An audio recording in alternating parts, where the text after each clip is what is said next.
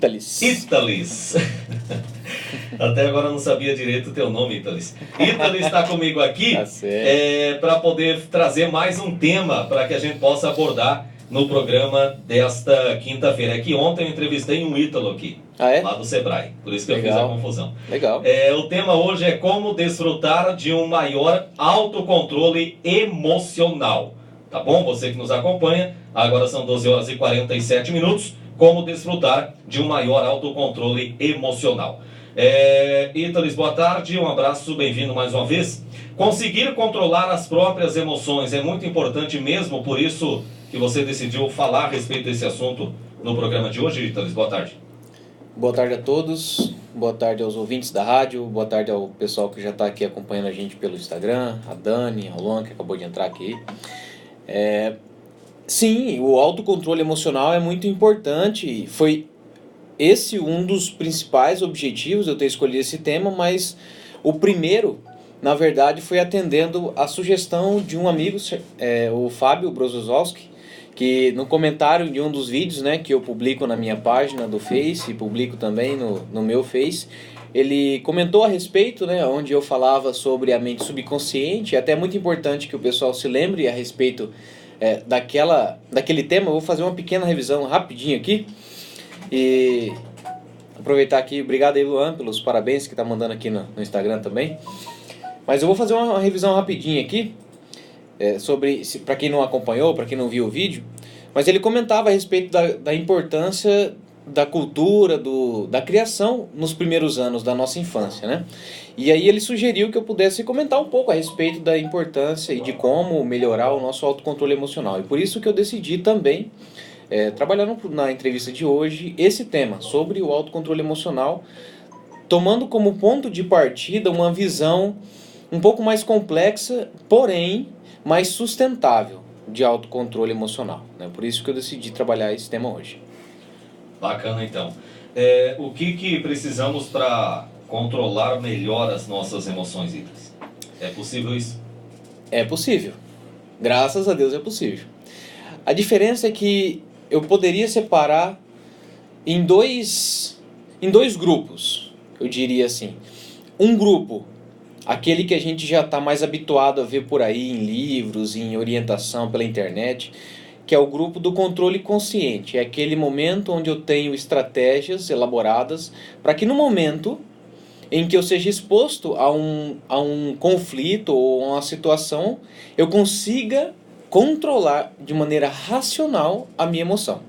E um outro grupo, que é o que eu gostaria de discutir um pouco melhor hoje, considerando todo o nosso conhecimento, né, que a gente vem desenvolvendo e trabalhando com o pessoal durante todo o tempo que eu venho aqui, né, nas entrevistas, mas especialmente agora com essa nova playlist aí de hipnoterapia, vamos dizer assim, é um controle emocional por meio de resolver na causa o que é que está fazendo essa emoção mais intensa eclodir em alguns momentos. E para isso, eu gostaria de colocar até vamos criar uma situação hipotética.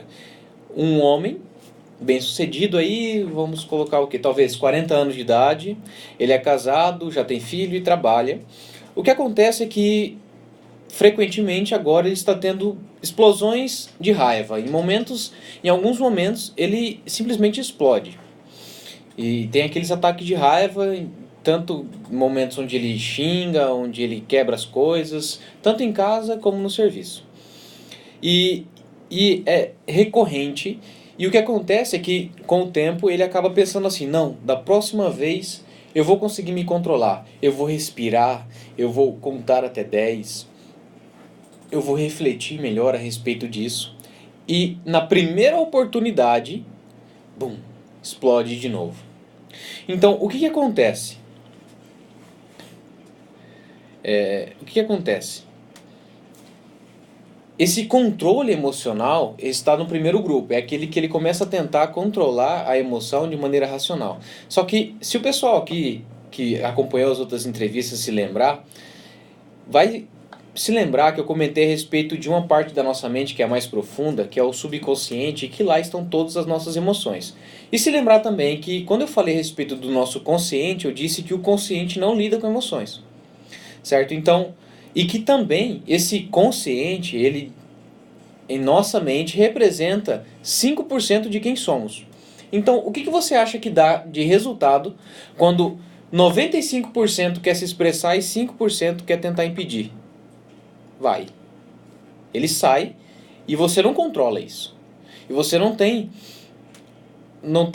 como criar estratégias tão eficientes que vão impedir uma emoção que está ali há muito tempo, saindo exatamente da mesma forma, utilizando sempre a mesma estratégia, você não controla ela. Então, essa estratégia racional, ela deve e pode ser utilizada em que momento? Depois que eu já trabalhei essa emoção, que ela já está ou arrefecida, que ela já está esfriada, né? Ou ela já sumiu. Aquela causa inicial que despertava aquela emoção, ela já foi trabalhada. Então, nesse caso, vamos supor que esse cara aí procurou um atendimento psicológico, seja por um psicólogo ou um hipnoterapeuta, não importa. Aí ele descobriu que quando ele era pequeno, ele foi... o pai dele, ele não conheceu, e a mãe, por não conseguir criar, doou ele para a tia. E essa tia, com o passar do tempo, também por uma inabilidade emocional, ela tinha muitas brigas em casa, e aí o conselho foi acionado, e essa criança foi tomada do conselho, ele foi adotado, né, foi levado para uma casa de acolhimento e depois foi adotado posteriormente. Então, o que aconteceu?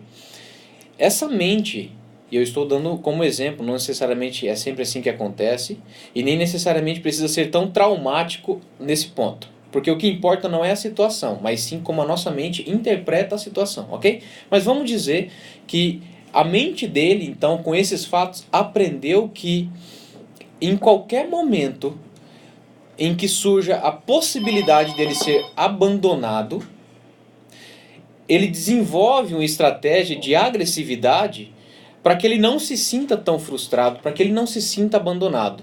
Então, hoje, com 40 anos, quando ele está conversando com a mulher e tem uma briga, por exemplo, ou que a mulher dele fala alguma coisa que a mente dele entende que existe a possibilidade dele ser abandonado por ela, ele tem uma explosão como forma de estratégia de lidar com aquele sentimento de medo de ser abandonado. Então, vocês conseguem compreender a complexidade que é a nossa mente e o como que eu faço. Eu vou ler um livro e vou saber que agora, para eu ter o meu controle emocional no momento da explosão, é eu respirar fundo e contar até 10. Como é que eu respirar fundo e contar até 10 vai fazer com que eu consiga lidar com esse medo de ser abandonado? Então, qual é a melhor estratégia de eu ter um bom controle emocional, um autocontrole emocional? É eu conseguir identificar em que momento que eu estou explodindo, em que momento que eu estou chorando, em que momento que eu estou me sentindo tão ansioso que eu fujo, o que está acontecendo, que emoção que está aí, e eu entender da onde está vindo isso e resolver essa causa. A partir do momento que eu consigo resolver, eu não preciso mais gastar muita força para me controlar, porque não há necessidade mais de controle, entende? Então aqui o que eu proponho, na verdade, é uma reflexão a respeito da palavra controle, né? Se o controle for isso de você conseguir estar alerta, perceber o que está acontecendo, que emoção que está surgindo, e ir lá e buscar ajuda para resolver isso, para resolver essa emoção, para que num outro momento...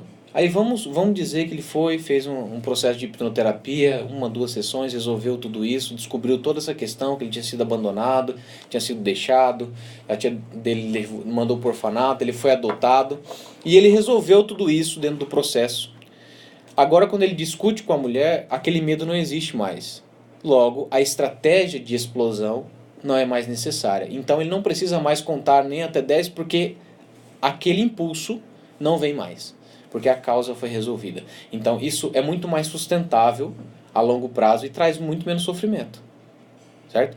Então, aqui como uma visão bem mais complexa disso tudo, lembrando que o controle emocional envolve muito mais coisas, né, e pode estar envolvido não somente com a questão da raiva, impulsos explosivos, mas às vezes impulsos emocionais que fazem com que você diga coisas que não fazem bem para outra pessoa, mas também diga ou faça coisa que não faça bem para você também. Então, por que será que você continua num lugar que está te fazendo mal? Isso é uma questão emocional que tem que ser resolvida, né? Que não adianta você só ficar pensando racionalmente a respeito disso. É preciso haver um trabalho na causa desse bloqueio, dessa dificuldade de sair de uma situação de sofrimento, por exemplo.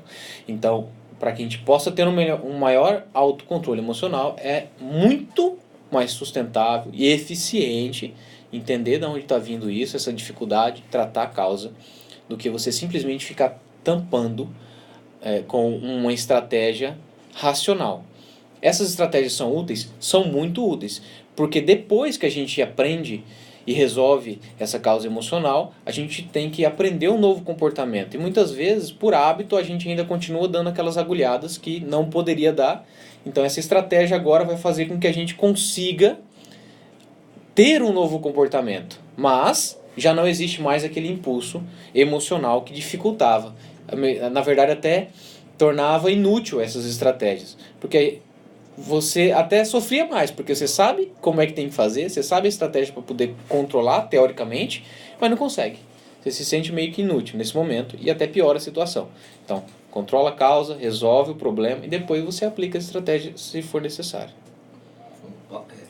Um passo de cada vez. Exatamente. E eu diria, além de a gente dar um passo de cada vez, a gente dá o passo certo, né? Porque não adianta você trabalhar uma estratégia racional para controlar a emoção, é um passo. Porém, esse é o segundo passo. O primeiro passo é a gente saber lidar primeiro com essa emoção, para depois a gente trabalhar uma estratégia para reajustar o comportamento. Muito bem. Na próxima quinta, esse tema continua aqui em destaque ou vamos trocá-lo? A gente vai continuar trabalhando a questão emocional. Não sei se eu vou trazer uma outra questão, um outro problema, uma outra doença, outro sintoma, ou se eu vou trabalhar alguma outra questãozinha teórica para poder facilitar a compreensão disso tudo, mas o que importa é que a gente mantém sempre nessa linha nesse foco de crescimento emocional. Beleza. O pessoal do Instagram está acompanhando? Tá acompanhando. Até mandar um joinha aqui para Marlene Xavier aqui, pro Carlinhos ali, pro Antônio. Bom, muitas pessoas conhecem ele por Antônio na prefeitura, né? Toninho. Mas eu Carlinhos, né? Mas eu conheço por Carlinhos, né? Pois é. De infância. Tá certo. Ítales, um abraço grande, obrigado pela vinda mais uma vez e até a próxima semana. Obrigado, Gamarro. Obrigado a todos por acompanhar e pela atenção de sempre. Abraço. Tá certo, então. Obrigado ao Ítales aqui comigo mais uma vez na quinta-feira, na nossa entrevista da semana.